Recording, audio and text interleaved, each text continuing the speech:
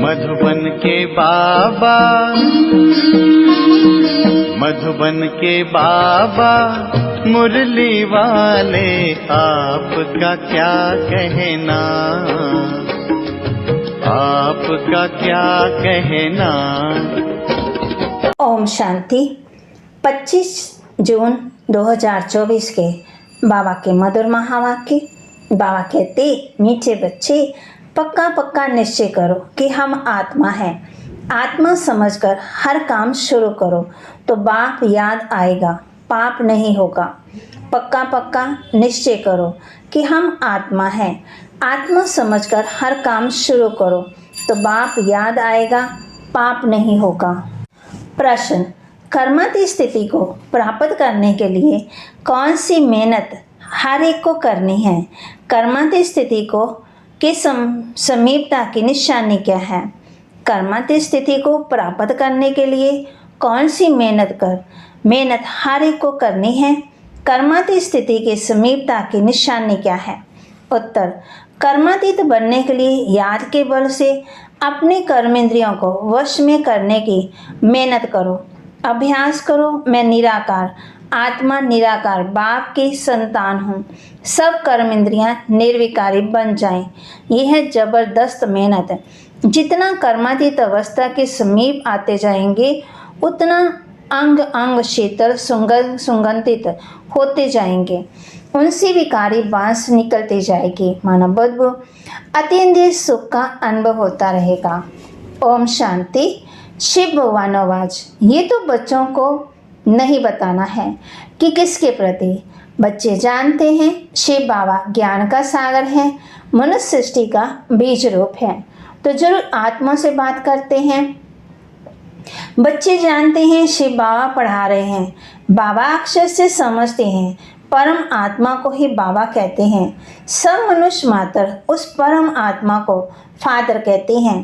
बाबा परम धाम में रहते हैं। पहले पहले ये बातें पक्की करनी है। अपने को आत्मा समझना है और ये पक्का निश्चय करना है। बाप जो सुनाते हैं वे आत्मा ही धारण करती है। जो ज्ञान परमात्मा में है वह आत्मा में भी आना चाहिए। जो फिर मुख से वर्णन करना होता है, जो कुछ भी पढ़ाई पढ़ते हैं वे आत्मा ही पढ़ती है। आत्मा निकल जाए तो पढ़ाई आदि कुछ भी मालूम ना पड़े। आत्मा संस्कार ले गई, जाकर दूसरे शरीर में बैठी है, तो पहले अपने को आत्मा पक्का पक्का समझना पड़े। देह विमान अब छोड़ना पड़े। आत्मा सुनती है, आत्मा धारण करती है। आत्मा इसमें नहीं होती तो शरीर हिल भी ना सके। अब तुम बच्चों को ये पक्का पक्का निश्चय करना है। परम आत्मा हम आत्मा को ज्ञान दे रहे हैं। हम आत्मा भी शरीर द्वारा सुनती है और परमात्मा शरीर द्वारा सुना रहे हैं। यही घड़ी घड़ी भूल जाते हैं, देह याद आती है। ये भी जानते हो अच्छे व बुरे संस्कार आत्मा में ही रहते हैं। शराब पीना, शीशी खान पान, बात करना, ये भी आत्मा करती है कर्म इंद्रियों के द्वारा। आत्मा ही इन आग्रह द्वारा इतना पाठ बजाती है। पहले पहले आत्म अभिमानी जरूर बनना है। बाप आत्मा को ही पढ़ाते हैं। आत्मा ही फिर ये नॉलेज साथ ले जाएगी। जैसे वहाँ परमात्मा ज्ञान साथ रहते हैं वैसे तुम आत्माएं फिर ये नॉलेज साथ में ले जाएगी। मैं तुम बच्चों को इस ज्ञान शायद ले जाता हूँ। फिर तुम आत्मा को पाठ में आना है। तुम्हारा पाठ है नई दुनिया में प्रारब्ध भोगना। ज्ञान भूल जाता है, ये सब अच्छी रीति धारण करना है। पहले पहले ये बहुत बहुत पक्का करना है कि मैं आत्मा हूँ। बहुत हैं जो ये भूल जाते हैं। अपने साथ बहुत बहुत मेहनत करनी है। विश्व का मालिक बनना है तो मेहनत बिगड़ थोड़ी बनेंगी। घड़ी घड़ी इस पॉइंट को ही भूल जाते हैं क्योंकि ये नई नॉलेज है। जब अपने को आत्मा भूल देह विमान में आ जाते तो कुछ ना कुछ पाप होते हैं। देही विमान में बनने से कभी पाप नहीं होंगे, पाप कट जाएंगे। फिर आधा कल्प कोई पाप नहीं होगा। तो ये निश्चय रखना चाहिए, हम आत्मा पढ़ती हैं, देह नहीं। आगे जिस्मानी मनुष्य मत मिलती थी अब बाप श्रीमत दे रहे हैं, ये नई दुनिया की बिल्कुल नई नॉलेज है। तुम सब नए बन जाएंगे, इसमें मूंझने की बात ही नहीं है। अनेकानेक बार तुमने पुराने नए, नए से पुराने बनते आए हो, इसलिए अछृत पुरुषार्थ करना है। हम आत्मा कर्मेंद्रियों द्वारा ये काम करते हैं। ऑफिस आदि में भी अपने को आत्मा समझकर कर्मेंद्रियों से काम करते रहेंगे तो सिखलाने वाला बाप जरूर याद पड़ेगा। आत्मा ही बाप को याद करती है। बल आगे भी कहते थे, हम भगवान को याद करता हूँ, परंतु अपने को साकार समझ निराकार को याद करते थे। अपने को निराकार समझ निराकार को याद कभी नहीं करते थे। अभी तुमको अपने को निराकार आत्मा समझ निराकार बाप को याद करना है। ये बड़ी विचार सागर मंथन करने की बात है। बल कोई कोई लिखते हैं हम 2 घंटा याद में रहते, कोई कहते हम सदा शिव बाबा को याद करते, परंतु सदा कोई याद कर न सके।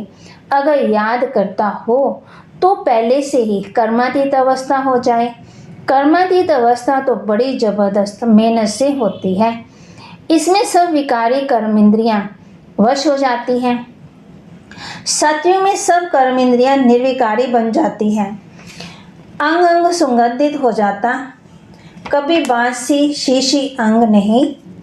सतयुग की तो बहुत प्यारी महिमा है। उसको कहा जाता है हैवी नई दुनिया, वैकुंठ। वहाँ के फीचर्स ताज आदि यहाँ पर कोई बना ना सके। बल तुम देखकर भी आते हो, परंतु यहाँ वह बना ना सके। वहाँ तो नेचुरल शोभा रहती है। तो अब तुम बच्चों को याद से ही पावन बनना है। याद की यात्रा बहुत बहुत करनी है, इसमें बड़ी मेहनत है। याद करते करते कर्मातीत अवस्था को पालो तो सब कर्मेंद्रियां शीतल हो जाए, अंग अंग बहुत सुगंधित हो जाए, बदबू नहीं रहेगी। अभी तो सभी कर्मेंद्रियों में बदबू है। ये शरीर कोई काम का नहीं है। बाबा कहे तुम्हारी आत्मा अभी पवित्र बन रही है, शरीर तो बन ना सके। वह तब बने जब तुमको नया शरीर मिले, अंग अंग में सुगंध हो, मना खुशबू हो। ये महिमा देवताओं की है। तुम बच्चों को बहुत खुशी होनी चाहिए।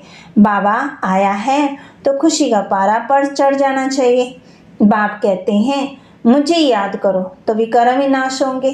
गीता में अक्षर कितने क्लियर हैं। बाबा ने कहा भी है मेरे जो भक्त हैं, जो गीता पाठी होंगे, वह श्री कृष्ण के पुजारी जरूर होंगे। तब बाबा कहते हैं देवताओं के पुजारियों को सुनाना चाहिए। मनुष्य शिव की पूजा करते हैं और फिर कह देते हैं सर्वव्यापी। गलानी करते हुए भी मंदिरों में रोज जाते। शिव के मंदिर तो ढेर के ढेर हो जाते। बहुत ऊंची सीढ़ी चढ़कर जाते हैं ऊपर में। शिव का मंदिर ऊपर बनाया जाता है। शिव बाबा भी आकर के सीढ़ी बताते हैं। उनका ऊंचा धाम, ऊंचा ठाम, कितना ऊपर जाते हैं। बद्रीनाथ, अमरनाथ, कहाँ शिव के मंदिर ऊंच रहने वाला है तो उनका मंदिर भी बहुत ऊंच बनाते हैं। यहाँ गुरु शिखर का मंदिर भी ऊंची पहाड़ी पर बनाया हुआ है। ऊंच बाप बैठ तुमको पढ़ाते हैं। दुनिया में और कोई नहीं जानते कि शिव बाबा आकर के पढ़ाते हैं। वह तो सर्वव्यापी कह देते हैं। अभी तुम्हारे सामने एम ऑब्जेक्ट भी खड़ी है, सिवाय बाप के और कौन कहेगा। ये तुम्हारी एम ऑब्जेक्ट है। ये बाप ही तुम बच्चों को बतलाते हैं। तुम कथा भी सत्यनारायण की सुनते हो। वह तो जो भी पास्ट हो जाता उनकी कथा बताते हैं कि आगे क्या क्या हुआ था, जिसको कहानी कहा जाता है। ये ऊंच से ऊंच बाप बड़े से बड़ी कहानी सुनाते हैं। ये कहानी तुमको बहुत ऊंच बनाने वाली है। ये सदा याद रखनी चाहिए और बहुतों को सुनानी है। कहानी सुनाने के लिए ही तुमको प्रदर्शनी व म्यूजियम बनाते हो ना। 5000 वर्ष पहले भारत ही था जिसमें देवी देवता राज्य करते थे। ये है सच्ची सच्ची कहानी जो दूसरा कोई बता ना सके। ये रियल कहानी है जो चेतन वृक्षपति बाप बैठ समझाते हैं, जिससे तुम देवता बनते हो, जिसमें पवित्रता मुख्य है। पवित्र नहीं बनेंगे तो धारणा नहीं होगी।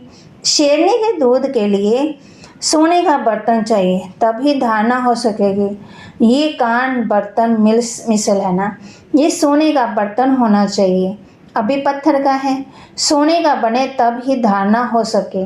बड़ा अटेंशन से सुनना और धारण करना है। कहानी तो इजी है जो गीता में लिखी है। वे कहानियाँ सुनाकर कमाई करते हैं, सुनने वाले उन्हों की कमाई हो जाती।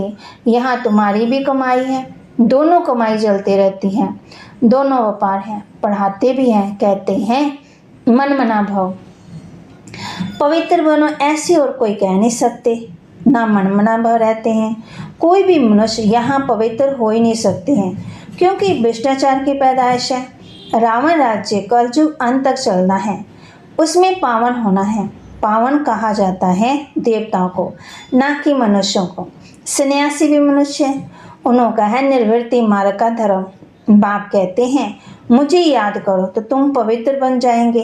भारत में पवित्र मार्ग का ही राज्य चला है।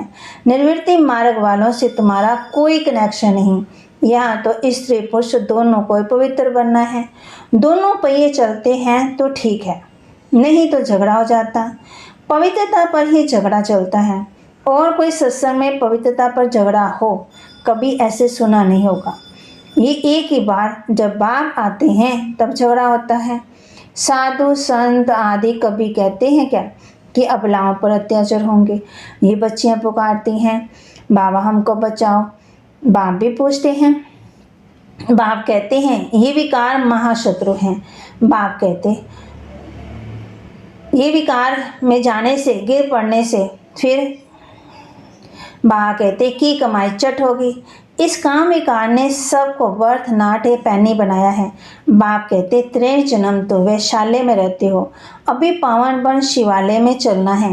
ये 1 जन्म पवित्र बनो, शिव बाबा को याद करो तो शिवालय स्वर्ग में चलेंगे। फिर भी काम विकार कितना ज़बरदस्त है, कितना हैरान करते हैं। कशिश को निकालना होता है ना, कशिश होती है, जबकि वापस जाना है तो पवित्र जरूर बनना है। टीचर कोई बैठा थोड़ी रहेगा, पढ़ाई थोड़ा समय चलेगी। बाबा बता देते हैं हमारा ये रथ है, रथ की आयु कहेंगे ना।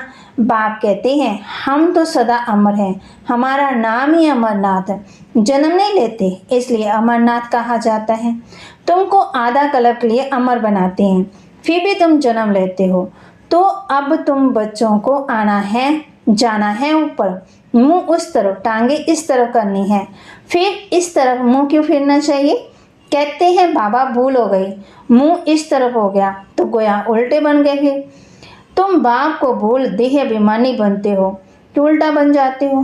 बाप सब कुछ बतलाते हैं, बाप से कुछ भी मांगना नहीं है कि ताकत दो, शक्ति दो। बाबा तो रास्ता बतलाते हैं, योग बल से ऐसा बनना है। तुम योग बल से इतने शाहूकार बनते हो जो 21 जन्म कभी कोई से मांगने की दरकार नहीं है। इतना तुम बाप से लेते हो, समझते हो। बाबा तो अथाह कमाई कराते हैं, कहते हैं जो चाहे सो ले लो, ये लक्ष्मी नारायण हाईएस्ट है। फिर जो चाहे सो लो, पूरा पढ़ेंगे नहीं तो प्रजा में चले जाएंगे। फिर प्रजा भी जरूर बनानी है। तुम्हारे म्यूजियम आगे चलकर ढेर के ढेर हो जाएंगे, वो तो हो गए। और तुमको बड़े बड़े हाल भी मिलेंगे, मिल भी रहे हैं। कॉलेज मिलेंगे, वो भी सेवा हो रही है जिससे तुम सर्विस करेंगे। ये जो शादियों के लिए हाल बनाते हैं ये भी तुमको जरूर मिलेंगे। तुम समझाएंगे शिव भगवान आवाज मैं तुमको ऐसा पवित्र बनाता हूँ तो हिस्ट्री हाल दे देंगे। बाबा कहते बोलो भगवान आवाज ये काम महाशत्रु है जिससे दुख पाया।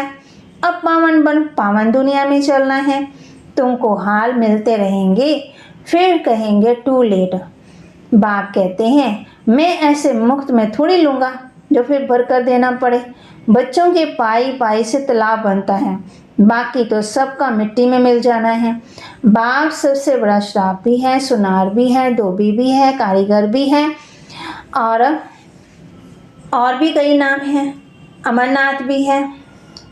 अच्छा, मीठे मीठे सिकिलते बच्चों प्रति माता पिता बाप दादा का याद प्यार और गुड मॉर्निंग। रूहानी बाप की रूहानी बच्चों को नमस्ते। रूहानी बच्चों की रूहानी बाप दादा को दिलवा जान सिकवा प्रेम से नमस्ते। ओम शांति। धारणा के लिए मुख्य सार। बाप जो सच्चे सच्ची कहानी सुनाते हैं वह अटेंशन से सुननी और धारण करनी है।